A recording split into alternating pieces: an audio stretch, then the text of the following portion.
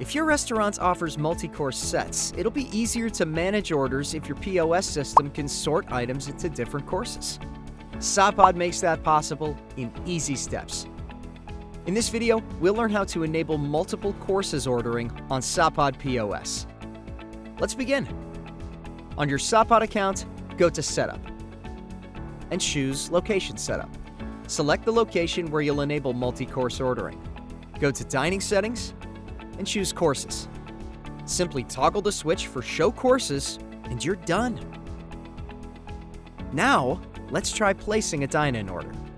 Select an available table, and you'll immediately see the label Course 1 on your POS. This is where you can enter the first course of your customer's meal. For this video, let's choose a cheese platter as our appetizer. Then, click Add Course to select items for the second course, such as the main course. Repeat the process to create additional courses. To move an item from one course to another, you'll have to use the Sort button.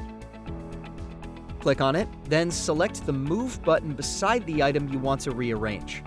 A pop-up window will appear giving you the option to select which course you want to move the item to.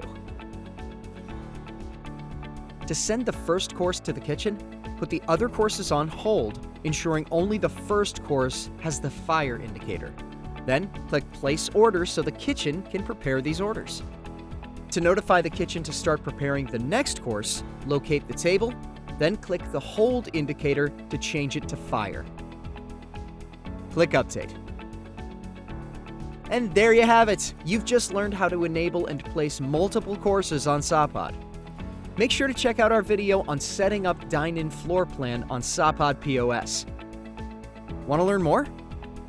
Click on the link below to book a demo.